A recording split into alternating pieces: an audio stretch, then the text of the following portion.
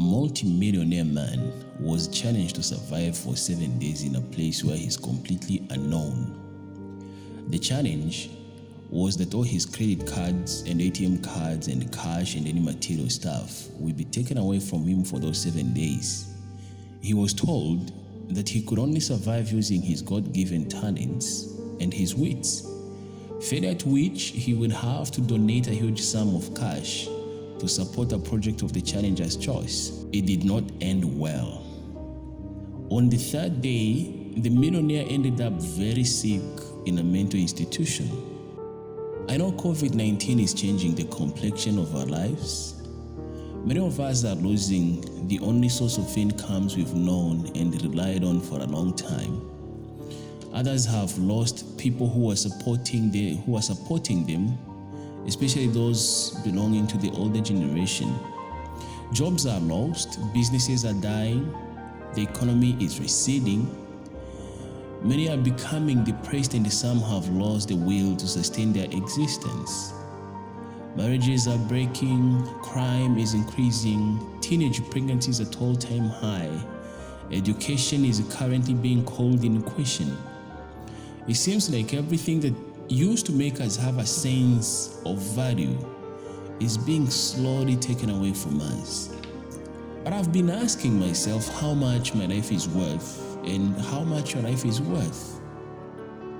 It's good to appreciate the fact that the day you were born, right before they could put any clothes on your back, you had some value. And I'm persuaded that this value has actually appreciated over the period of years. This value remains whether you have cash or not, whether you have a job or not.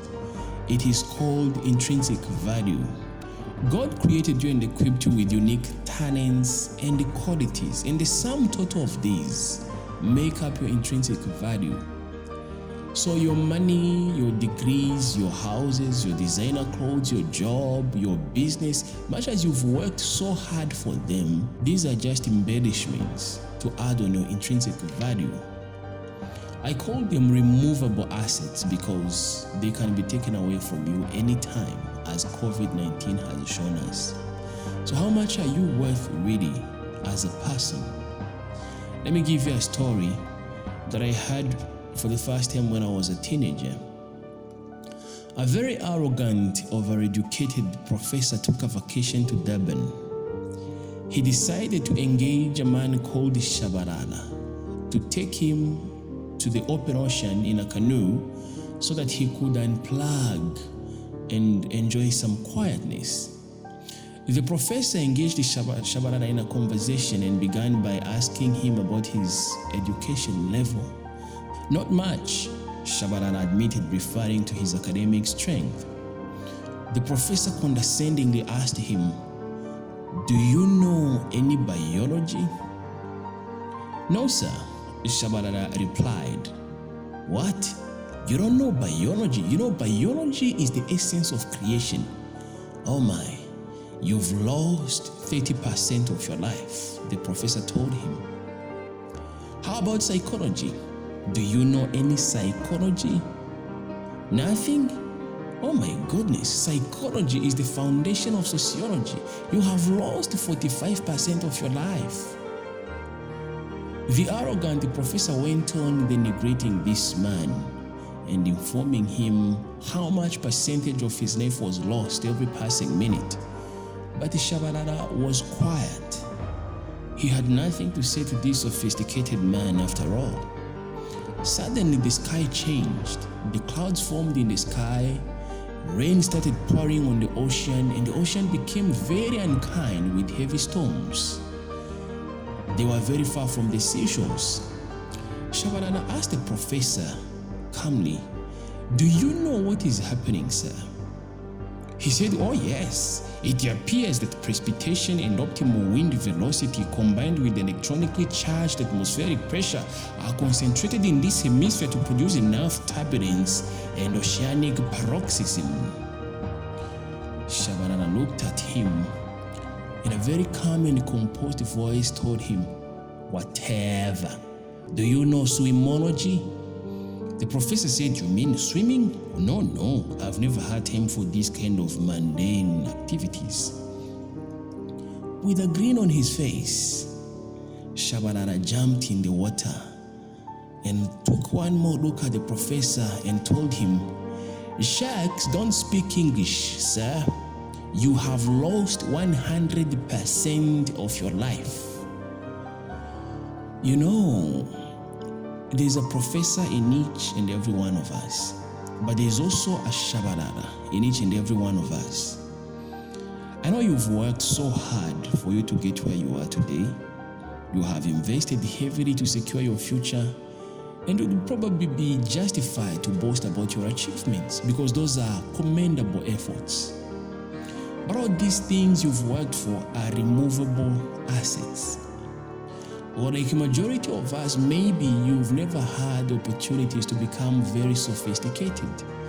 You survive on menial jobs and you have a modest lifestyle. Regardless of this, when the sea is unkind, when a storm like Covid-19 hits, what is your swimology? I know God never made the mistake of creating anyone without swimology. But before you give up and take a nasty decision against your own life, I want you to consider the following. Number one, there's no material asset you lost that cannot be recovered. And number two, there's enough unique talents and qualities in you that can take you through any storm. Just take some time to look inside yourself, you will find them. And number three, very important, this is not a good time to admire what other people have. It's time to harness what you have, your God-given talents, because those will help you to swim in this unkind sea we are facing. Number four, I want you to ignore anyone boasting about how great their lives are going right now, especially on social media, because these people are lying. These are the kind of people who cry themselves to sleep. In the morning, they depend on some selfies and cell phone filters to look happy. Number five, I want you to find some time to cry to God for help. I have to be honest with you, the kind of challenges you are facing and the kind of challenges you are likely to face will take more than human intervention to solve. And lastly, let no one tell you how much percentage of your life is lost. Life is life, period. Whether that life went to Harvard or not, life is life. Let's keep on building. Let's keep on improving on our lives. I thank you so much for your time and for listening to me.